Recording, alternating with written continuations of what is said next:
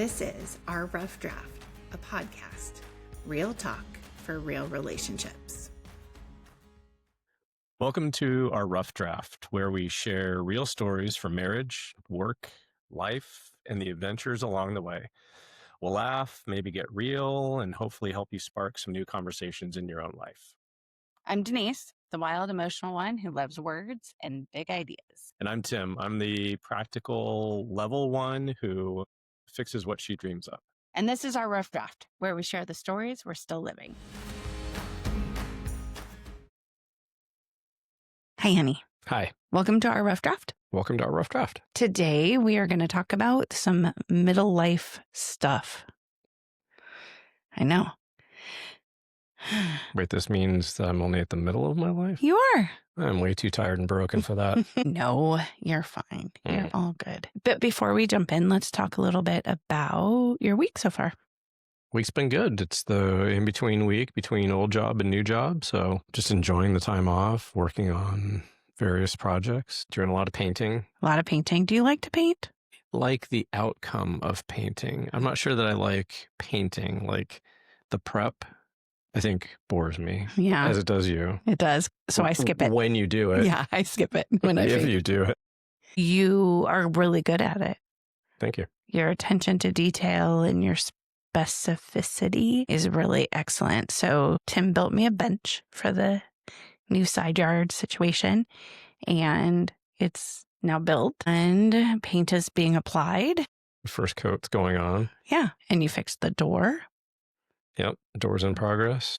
Yeah. That's a lot of good stuff. Anything else? Nope. That's Just- about it. That's awesome. I've been doing some painting too. I noticed. Totally different kind of painting. Yes. So these Much more fun painting Yeah. than... These are my fun little painting friends. This one's my favorite. So little houses for holiday, for Christmas. Yeah. Yep. They're beautiful. Thanks. It's fun. It gives me a nice little like brain break when I've been doing too much academics. Yeah. You can just check out and... Yeah. And just paint a little bit. Just get and, creative for a little while. yeah. I think that's good to have a checkout.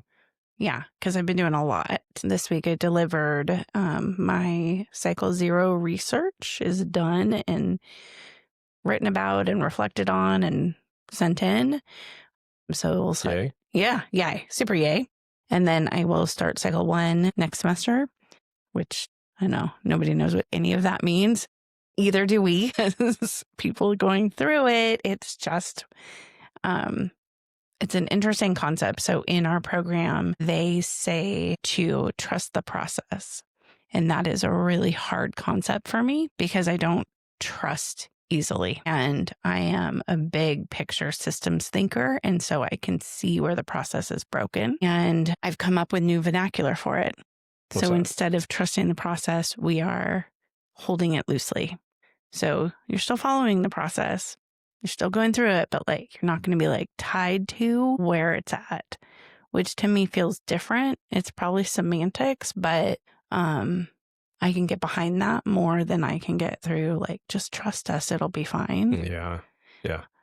Because research is tricky and hard and all of the things. And I think we have an episode slated coming up to talk more about my research, but I was listening to a couple podcasts on my way home today. I have my long commute day today, and I was listening in to a couple different ones. And sometimes I get really frustrated by how people talk about research and how it applies. And so I have to process on that a little bit. And then In what way? Or ways? I think that the idea of like somebody is an expert is hard for me because you're an expert at like the narrowest band of things, because the research and the viewpoint of whatever it is you're studying is so broad that you can't be an expert in all of it. You have to be an expert in your part and how it applies to certain things.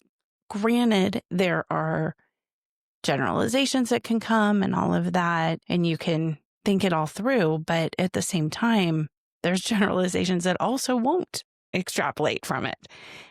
And people who try and say too much, generalize too much, are frustrating to me because then I'm like, well, let's go to the data. Do you think that's a function of the podcast format, though. I think Yeah. sometimes people try to, I mean, it's the, no offense to anybody that watched this show, it's the Dr. Phil-izing of things, needing to break it down for an audience that probably isn't an expert or aren't experts in that field, but are still listening. So they need it in bite-sized chunks. It's, like you're saying, a bunch of generalizations, a bunch of just, statements versus getting deeper into it. Yeah, I think so. And I think there are a lot of people in the world right now who are trying to capitalize on anything. Yeah.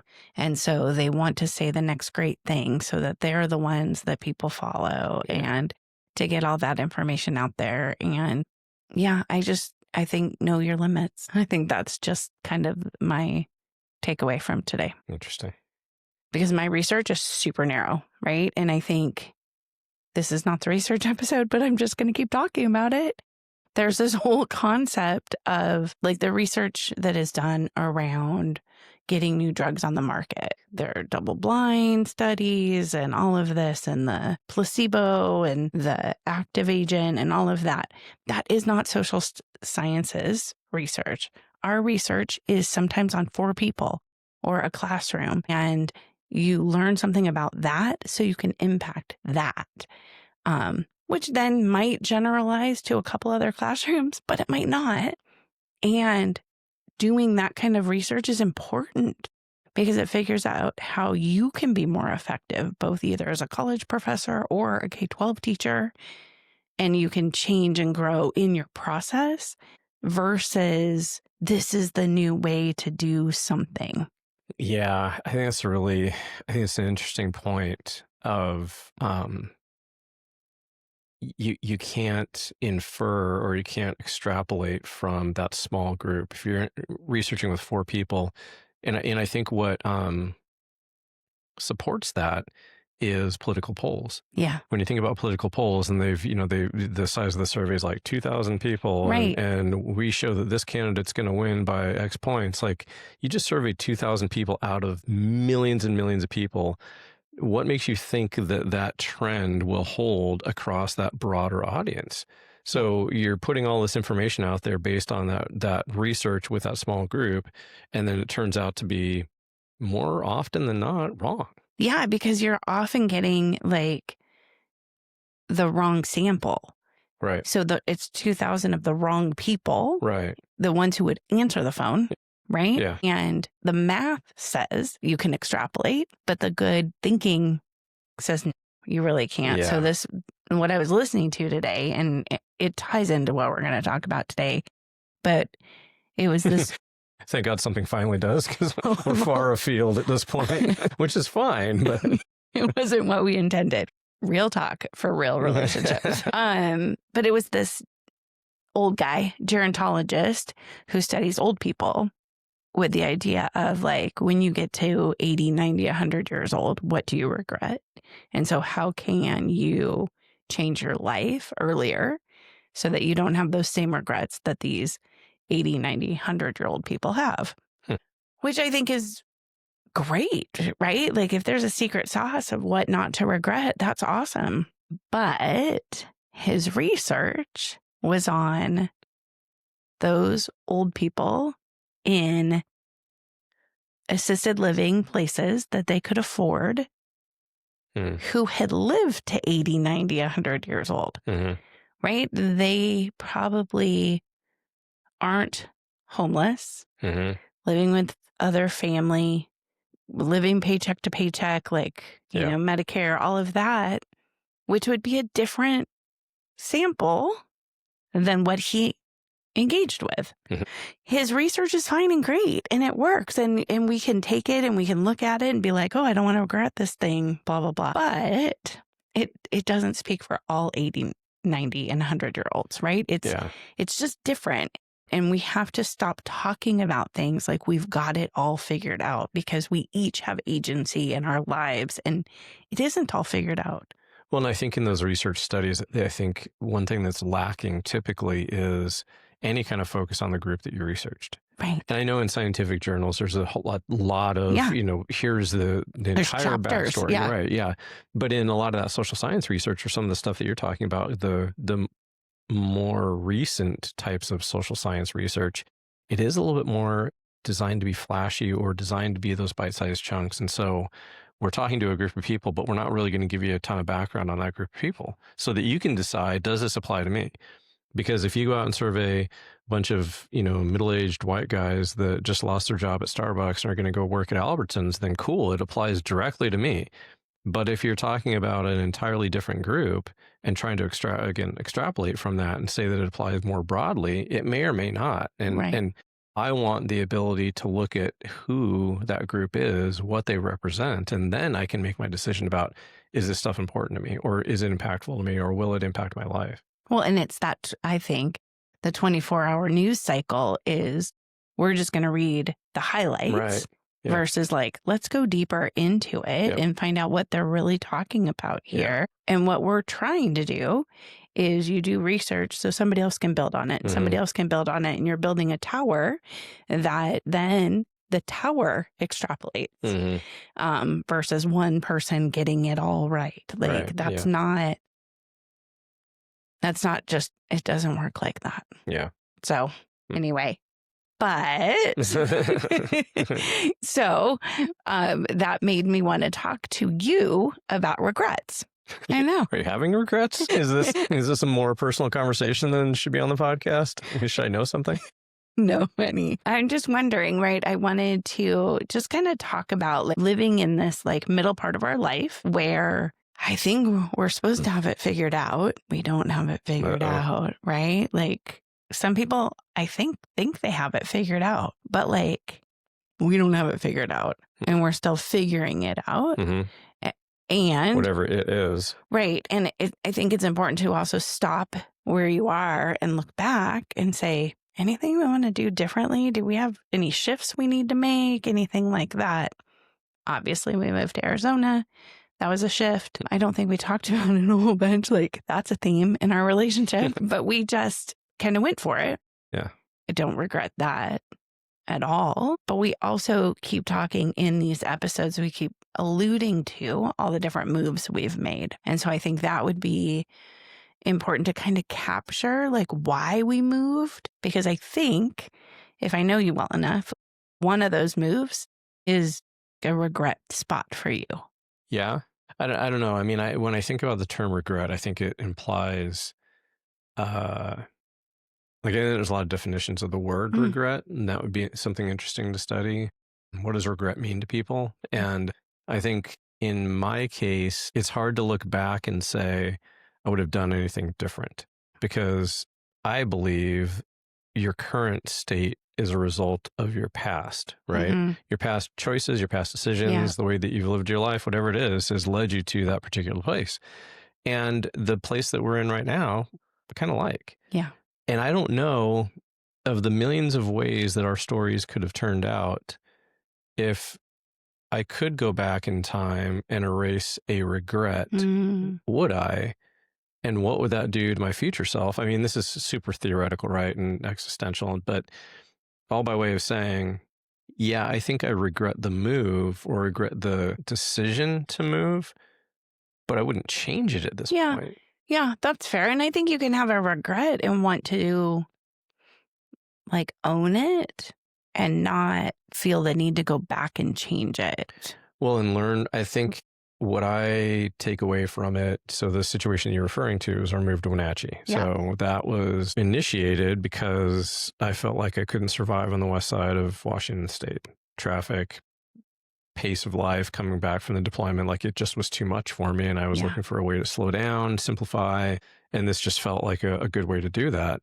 Turns out the job, for all its benefits and all the people that we had an opportunity to meet over there, the job was tough and it took a toll on my mental health. So in that sense, I could say my need to get out of Western Washington and move us to Wenatchee, kids and all, was not a good decision, not a good situation.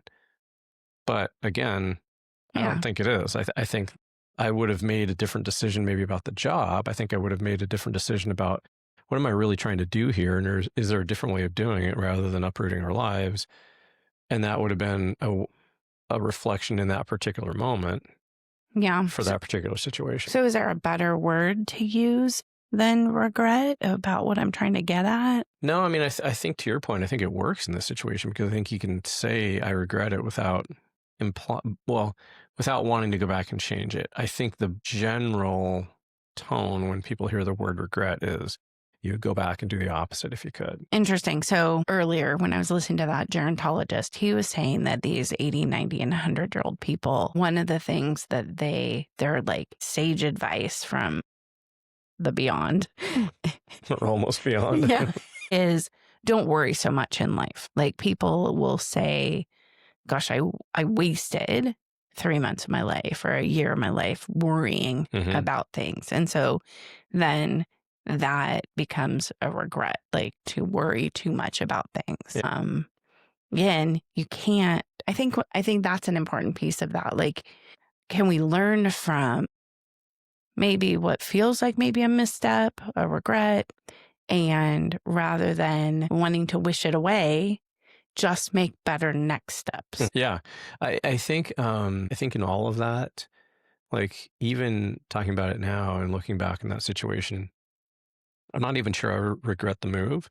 I think maybe what I actually regret is that it took us so long to decide that it wasn't the right fit for us. And to have that conversation and to say, look, we're both kind of not happy in our jobs, our mental health, both of our mental health, I think, was suffering a little bit. Let's figure something out. Or maybe for me, if I was the only one in that situation that was struggling, I should have had the courage to come forward sooner and say, I'm struggling here. Yeah. And I don't like this. And I'm in a bad spot and we need to figure something out. Yeah. I don't. So that might be the regret. Yeah. Whenever I'm feeling that way, you know what I do? I go back to school. I mean, I joke, but it's kind of your thing. I do. Yeah. Because in Wenatchee, I had just finished my master's and got a job teaching and then went back to school and got my principal's certificate. And then just because of how numbers were and what was going on, there were no principal jobs that side of the mountain. So we had to move for me to get the next job. I think in all of this, it's that idea of you're allowed to shift. You're allowed to change what you want and what fulfills you and kind of like what your identity is along the way. You were talking about it the other day, right? Starting a new job. Like, do you want to be somebody different Right. in the new job? Who am I going to be? I know. Do you want to be somebody different in your new job? No. I don't think so. I mean, it was said in jest. Yes. But new job, new city, new school, new whatever. I mean, new relationship. It's all, I think, always an opportunity for you to not necessarily reinvent yourself as a person, but kind of keeping on theme to apply the lessons that you've learned. Yeah. So what did I learn in my last job? And not just the technical skills, but what did I learn in my last job that I'll apply to this new job? I think that actually I've been noodling on. I'm not sure I've come up with anything super strong, but I think that's the place that I need to go versus saying, am I gonna wear my hair down or am I gonna wear my hair up? Spoiler alert. Yeah, I think there's a lot of instances where that is an appropriate thing to do, and one that I think is a middle of life lesson, because when you are younger and you're trying to fit a role, whether it's a job or a new mom or a new dad, you're trying to fit that role versus like, who am I? How do I show up in this situation? Which feels nuanced, right? It's the role deciding for you or you deciding for the role. But I think for me in midlife, it feels more like I'm in control of, I don't know, my emotions, my reactions, who I want to be, how I want to show up in this, how I don't care about certain things. I don't know. I could get super philosophical, but I think one of the biggest blessings is to know yourself, to truly know yourself, and then to live in accordance with who that person is. Yes. And I mean, that's a huge struggle. And I've struggled with that my entire life. Like, who am I? Yeah. And I think what I've come to realize is I'm a lot of different things. And I've stopped worrying about, am I one thing? Am I one person? Am I don't know, Like, and I can't even think of the categories, but, you know, do I like poetry or rock music, or do I like, quiet nature or loud bus? Like people are always trying to get you to choose either or, like all those personality tests. Answer this question. Yeah. Is it this or is it that? And we're going to ask you a bunch of those questions, and we're going to pigeonhole you into a 4-letter definition or a box or a whatever it is. When in reality, I like all of it. Like I want all of it. And so instead of struggling with that and trying to figure out who I am, I think what I'm realizing is that's who I am. Right. Like I can like all of it, and I can be different people on different days because different things come your way in different circumstances. Yeah. It makes me think about friendships that we've walked away from. So I think that's a fun little category to think about as well. Right now, we moved from Seattle to Duval. We then moved from Duval to East Wenatchee. And I think one of the lessons we learned was to know where you're moving before you buy a house. And so we applied that when we moved down here to Arizona and made sure we rented before we bought. We moved back from Wenatchee to a teacher of mine had a rental house in Gold Bar that was available, and it was a quick move for us. And so we moved into her house while we were trying to get back over the other side of the mountains. I got a job right away. You were still going back and forth to Spokane, I think, for National Guard stuff. So we moved into the house in Gold Bar, knowing that that wasn't going to be a permanent move. Hour-plus commute into school, into Redmond. We knew Redmond was kind of where we wanted to be, but we had our house in Wenatchee that we were trying to sell when the market had crashed. It was not the best time to be doing that. I left the door open and one of the dogs is here. Hi, Penny. Go lay down. So we're in Gold Bar, and then we were just there for a few months, and then we found the Yellow House in Redmond, and I was teaching. You were working for the National Guard. Like, we did not have all the money in the world, but we knew we wanted to be in Redmond, and we still had a house on the market. And so we were very fortunate that we were able to get into the Yellow House and rent it. And we stayed there a couple years. At least a couple years, right? Yeah. Great neighbors, great neighborhood, crazy house. Like 70s weird house, but all weird geometric shapes and angles. Yeah, but it was awesome. And it was it was great location for us. And then I was principaling at in Issaquah, and we decided we had a babysitter. We had one of our babysitters came over and was like, yeah, my parents are selling their house. And I was like, wait, what? And so we were going to buy their house. And then I lost my job as principal, and we couldn't figure that out. It was not the right decision to buy a house when I was unemployed. And so at that point, the Yellow House, they were going to sell it also. But same thing, we weren't in the market for it. So we had moved into the Wolf House, and then we had to move out of the Wolf House because we weren't going to keep it and buy it. And we found another house to rent in Redmond in North Star. Great house, horrible neighborhood, just awful, but location for the kids. Yeah, and not a horrible neighborhood in terms of, it was Redmond. Right. It was not unsafe. It was just not friendly. No, not friendly. Didn't have any kind of culture or vibe to it. Just people would come home from super sterile. Yeah, come home from Microsoft, pull into their garages, close their garage door, and be done. Yeah. Our kids would ride their bikes outside and shoot baskets, and people thought we were crazy. Yeah. We would build snowmen and ice forts, and people thought we were crazy. Yeah. Like all of it. People stared at us a lot in that neighborhood. You built that barrier so we could sit out on the back. The screen. So nobody would see us. We had a great side yard and a great backyard. We were able to host Young Life there. Like it was great from that standpoint. Just not a great neighborhood, but super close for the boys to go to school. Yeah. Stayed in Redmond, all of the things. And then the way I remember it is the microwave broke, and we wanted them to replace the microwave, and they wouldn't. And it was like this really like weird nitpicky thing where we're like, what is happening? Why is this happening?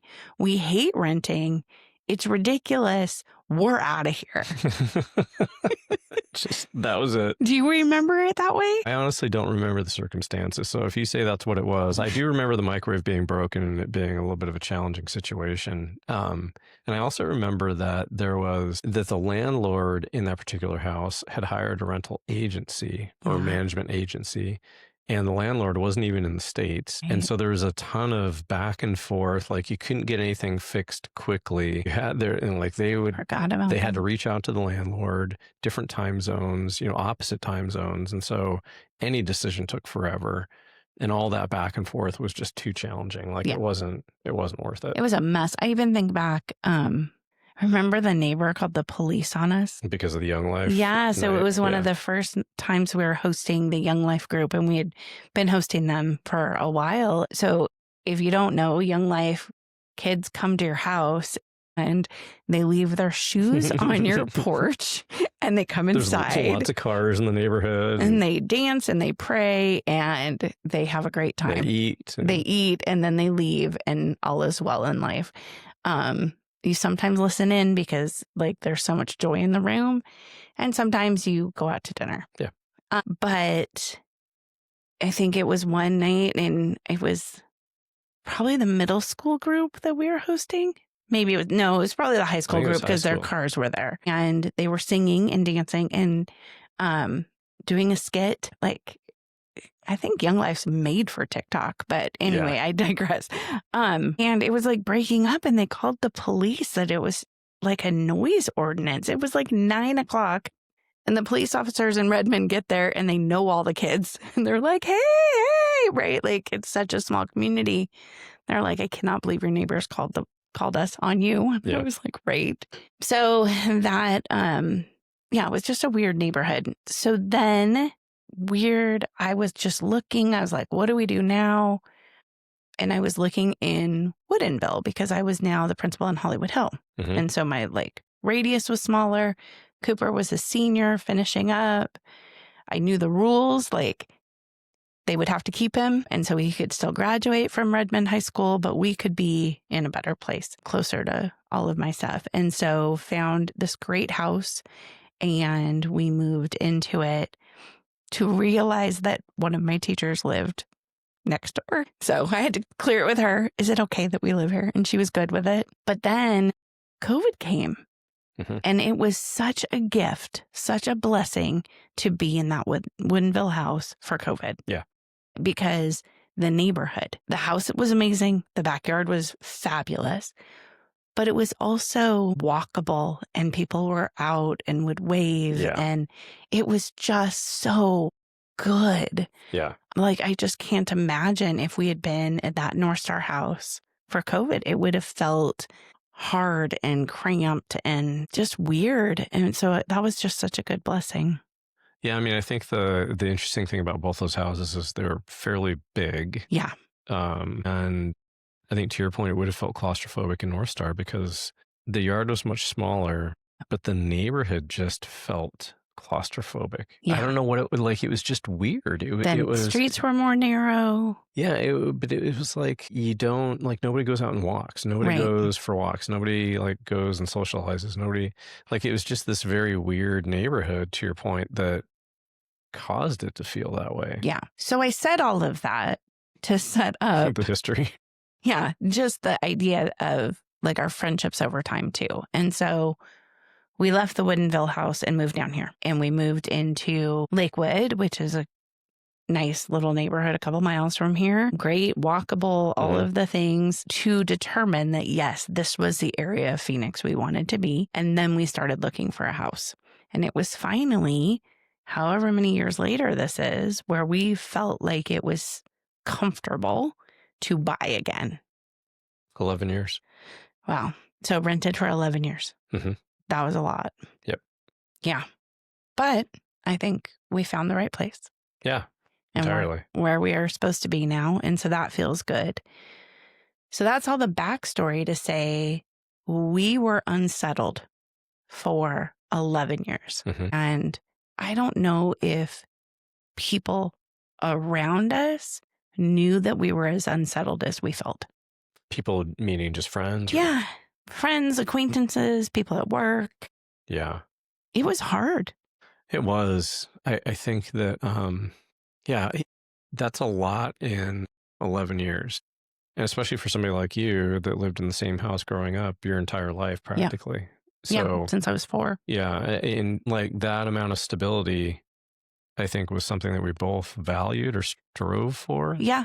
And definitely didn't give it to our kids in No. terms of their location stability. I mean, didn't change the fact that we were a family of 5, didn't Right. change the, support that we gave them, didn't change the love in the house. I mean, none of that changed. It was never an unsafe situation. I mean, it was always great roof over our head. I mean, so the circumstances of those moves, as you've outlined them, were interesting and weird, but the core of the family never was. Right. But it's still a lot of change. I mean, it's, hey, pack your stuff. And it wasn't overnight moves, but some of those moves were fairly quick, like moving from the North Star house in Redmond out to Woodinville. That was I know it. lightning fast. I moved At Christmas. I moved the Christmas tree with ornaments on it. I know. Like that was probably the fastest that we had moved, maybe with the exception of from Wenatchee back to the west side of the mountains.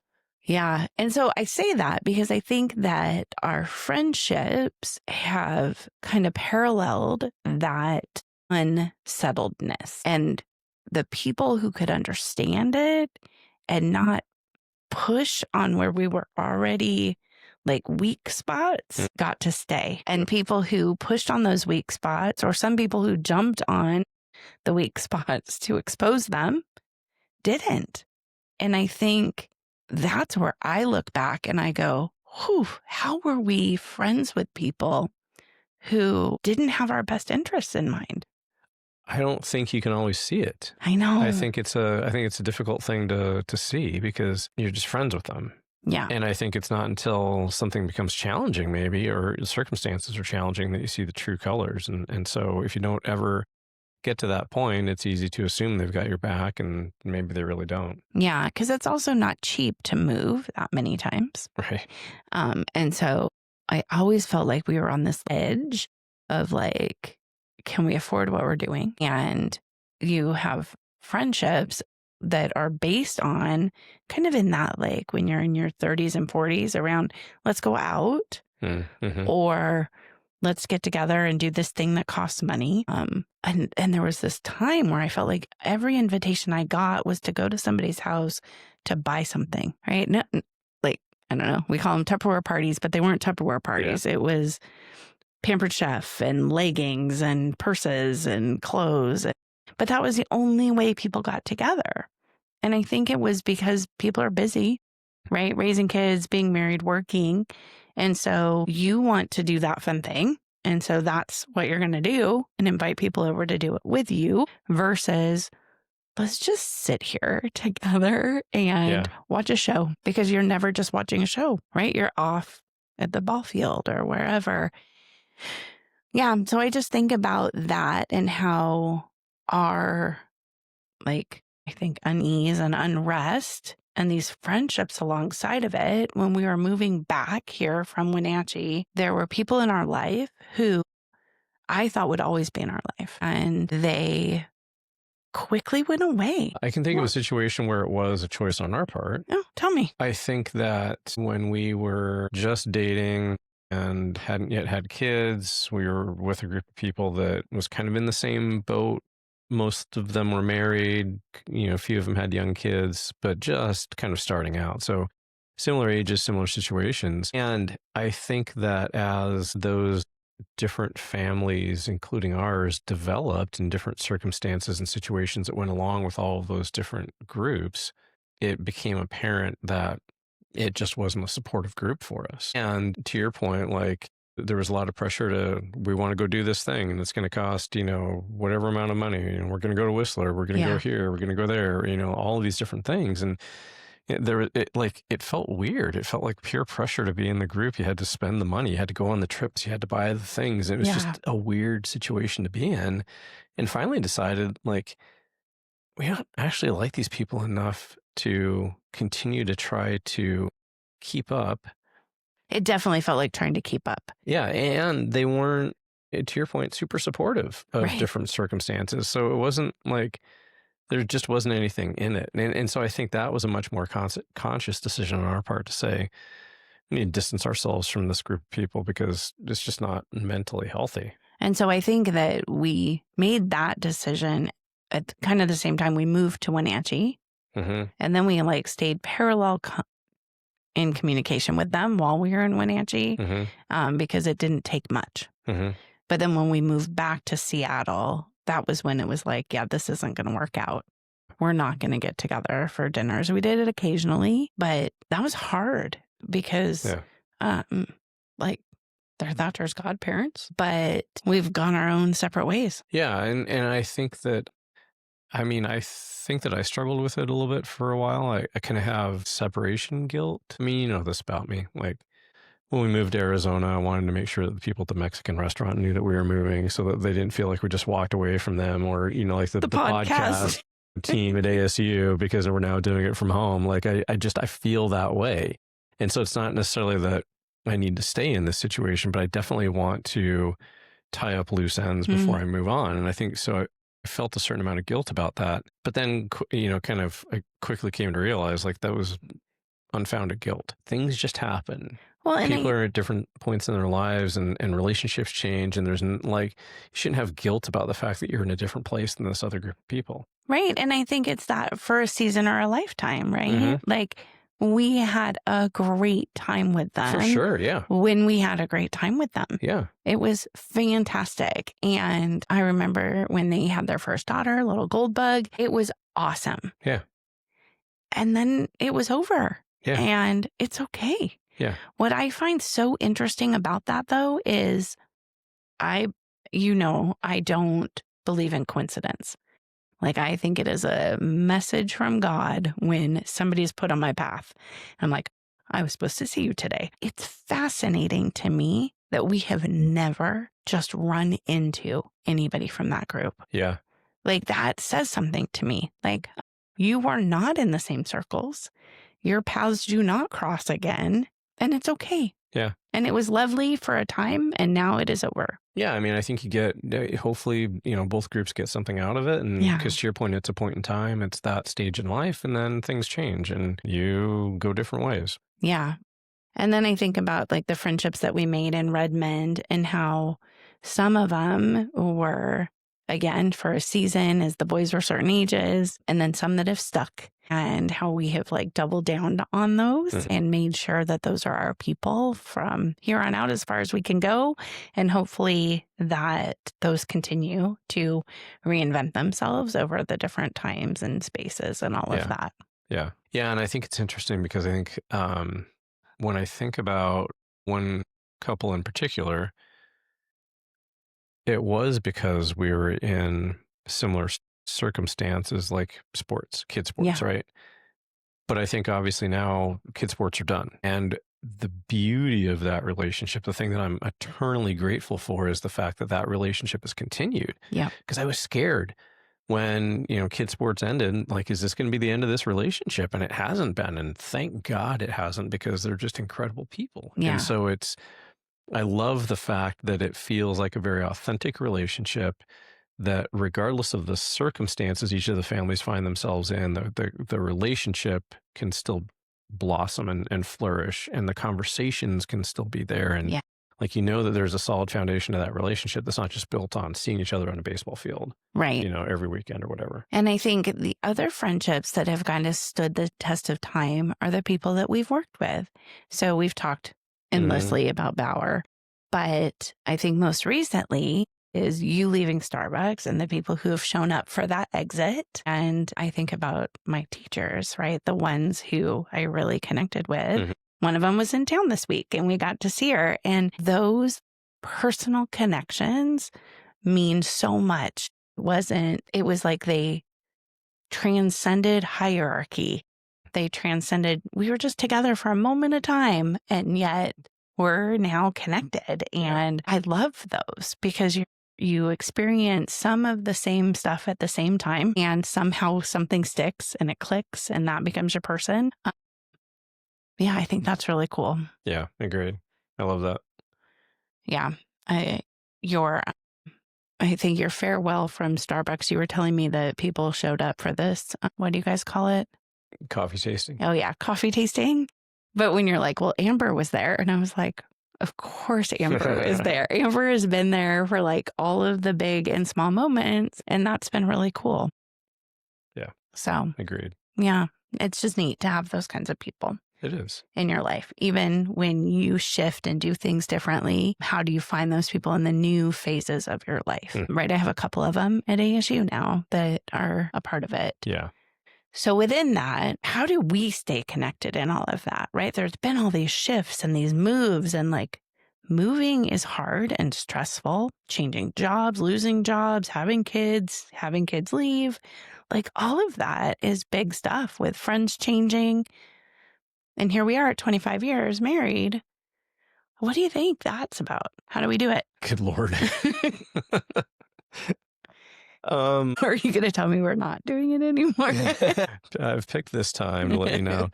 I don't know a good way to describe it other than all of that other stuff is just stuff. Even kids. So even the other part of the family is just stuff. But I think that from the beginning, one of the things that we determined was our relationship had to be front and center. Our relationship had to be the strongest. And if that meant that a relationship with a friend, a relationship with a job, a relationship, or a conversation with kids, like we were always making sure or trying to make sure that we put ourselves first, put each other first, not ourselves selfishly, but each other first. So to me, that's the way. That's the thing, or at least our way. That's what's helped us survive all of those different changes in jobs, locations, friends, family circumstances. And then I think if that's the inner circle, then one ring out from that is the kids, which means the five of us, and we've always said this, the five of us are the most important to us. And not that other people can't enter that circle, because now we have other people in that circle. We have, pending daughter-in-law. We have an actual daughter-in-law. I mean, we have other people that are now there, and that's fine. But I think that the circle stays the same size. And by that, I mean, we continue to focus on the people in that circle. It can hold a lot more people, but it can't just branch out. Right. Because once you start branching out from there, now you're interfering with the job circle or the friend circle or whatever it might be. I don't know if any of that makes any sense, but like I feel like that inner ring is what's always kept us going. Yeah, it's been interesting to think about those most stressful times for us and how we've navigated it. Penny Benjamin is here and she is wanting attention in that we haven't always matched up. Like there's been times where you've needed more, I've needed more, and it's been stressful and contentious even, but it doesn't last very long. No, I mean, it's not a perfect world. It's not a perfect relationship, right? I mean, we argue, we don't see things the same way. I think the evolution in our relationship is figuring out what's important and what's not important. And I think that I would imagine in other relationships, as you go, you start to realize, is it super important to me the way that you load the dishwasher? Or, is it super important X, Y, or Z, insert anything there. And I think as you come into the middle of your life, now you're starting to see other things that are more important. And for me, again, the thing that's more important is the family. Yeah. And there's then I think some leeway within that about what's critical and what's not critical. If the family is the most important thing, then maybe I can overlook, Mason's room looking like it looks, or I can overlook some other things because it's family and that's the important thing. So to me, I think that's a key part of the relationship. Yeah. And I think that we do a pretty good job of knowing when somebody's thing, stress, angst, whatever, has to take priority. Yeah. And the other person is comfortable taking the back seat for a little bit. Yeah. Especially like lately, right? Like knowing this end of your time at Starbucks, getting a new job, like nobody's getting jobs right now. Like that is a stressful, hard thing. Yep. And so that had to be, I think, kind of front and forward of the stress in the room. And that's what we're going to focus on. Knowing I also have stress and the family is stress, whatever. Can those just settle for a minute and let this be the thing? And I think we've done that. We toggle on that quite a bit. I don't know if it's fair or equal, but I think that it's a strategy to not try and one up each other. I think we used to talk about this like 10 years ago, this idea of, well, my day was bad. Well, my day was worse, right? Yeah. And like we would get into this like back and forth about our jobs being bad. Back and forth about anything, you know, like, Fair. oh, I'm not feeling so hot. Oh, let me tell you about my aches and pains, or I had a rough commute. Oh, Yeah. you should have seen what happened. I'm not like we could slip into that one-upsmanship, and finally came to realize like, This isn't helping anybody. right, it does not have to be a competition. Right. And I think we still, every once in a while, we'll slip into that. And I think we do a pretty good job of pulling ourselves out of it by saying literally, this isn't a competition. Right. Like, I can have a bad day, you can have a bad day, and both those things can be true. Right. As long as there's space for both. I think that's the important part. Is I think competition stems from your favorite phrase is scarcity of resources, or scarcity mindset, right? Yeah. Like you love that phrase. But I think that applies in a marriage as well. There's a finite amount of empathy in the room right now. And if your day was bad and my day was bad, now we're competing for the empathy. And that doesn't have to be the case. No. Like you can, you know what? And I think the other thing that we've sometimes done is set some boundaries or set some I don't want to say rules, but like, I just need to gripe right now. And I'm not looking for you to solve the problem. I'm not like, so, but I think that language and having that common language is really important to say, I'm going to bitch about my day right now, and I don't need you to judge me on it. I don't need you to judge my job, my coworkers, any of it. I just need to gripe about this right now, and then I'm going to be done with it.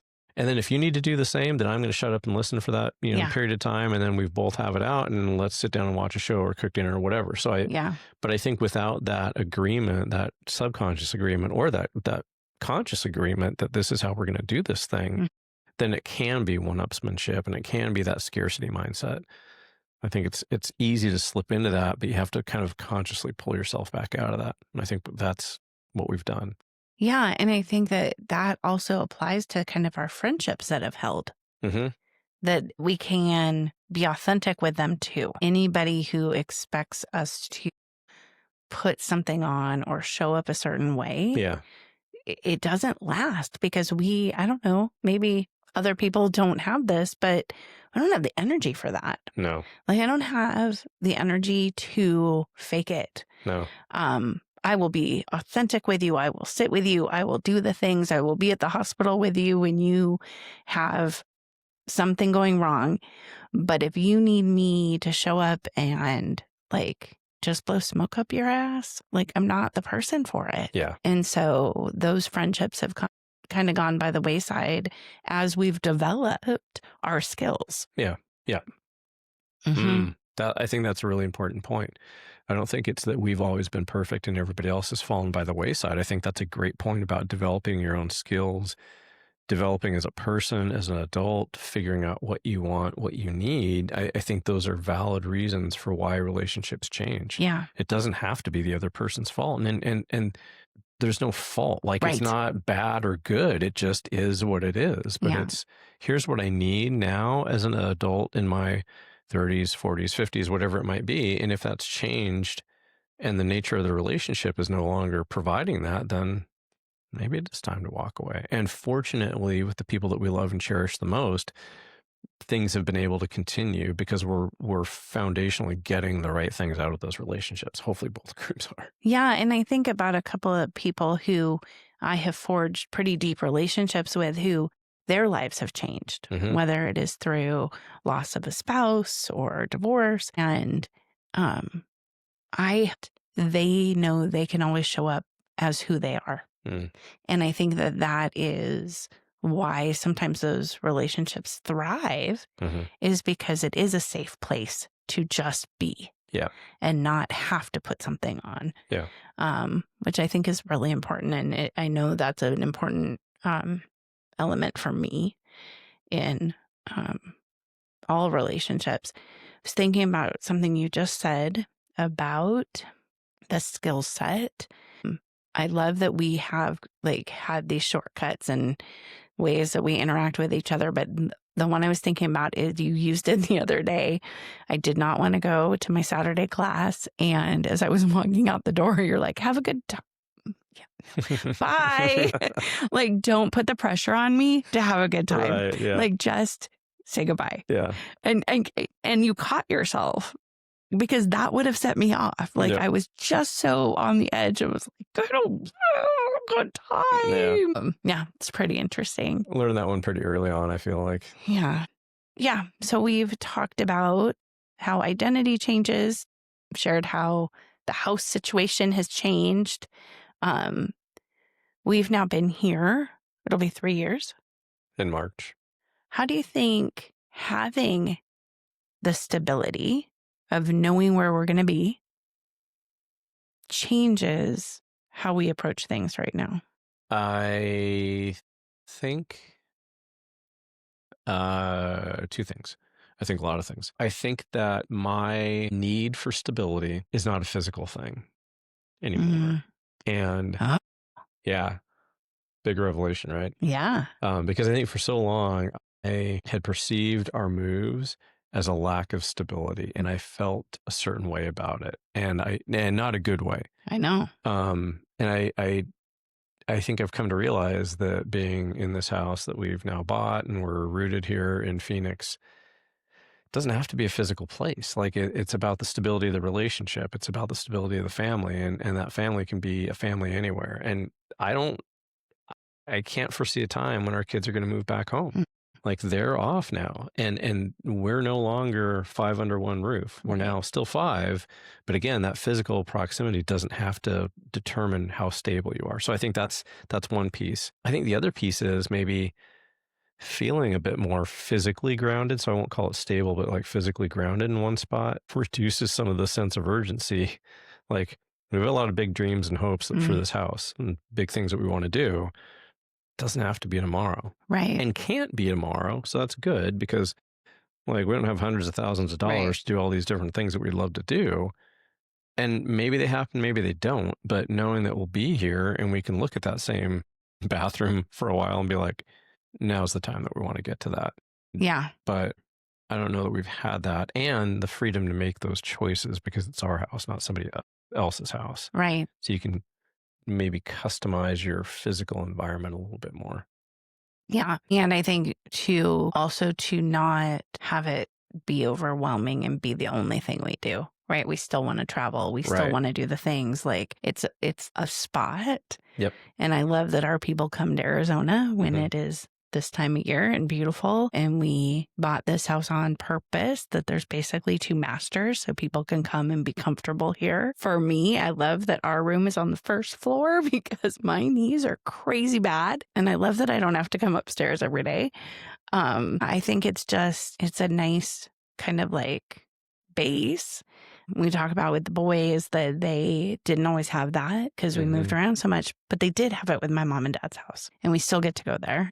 Right. We'll head there tomorrow. But I hope that that's what our future grandkids, all of that, they feel like it's a base. Yeah. And I think that's a really important point. In my parents' current house right now, I don't always know where things are. Yeah. And I don't like that feeling, because it should feel comfortable and familiar. And it's nobody's fault. But I want our kids to have that. I want them to know where the silverware is. I want them to know, what's in the pantry. And then our grandkids as well. I like that part of it. So I think that's maybe an idealized view of what I think stability and family looks like. But I'd like to give it a shot. Yeah, I think that would be fun. It's awesome. All right, so we're gonna wrap up for today. I don't know. We didn't talk about anything, but we talked about everything, which I think is what middle life is. Like, I think on any given day, what's a priority is whatever that priority is. Like sometimes it's work, sometimes it's here, sometimes it's family, right? And you just have to be, I think, more nimble than at any other time. Yeah. Yeah. I think that's true. Yeah. I don't hate it. I don't either. Yeah. Some of the aches and pains, some of the mental fog I'd like to maybe not have, but the rest of middle age is fine. Yeah.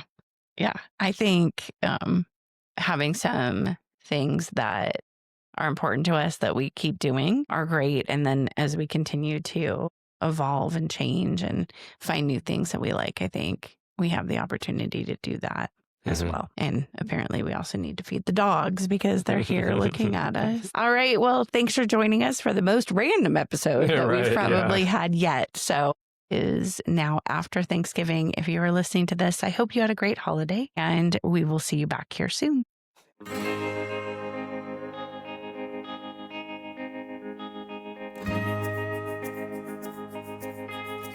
Oh, oh, oh.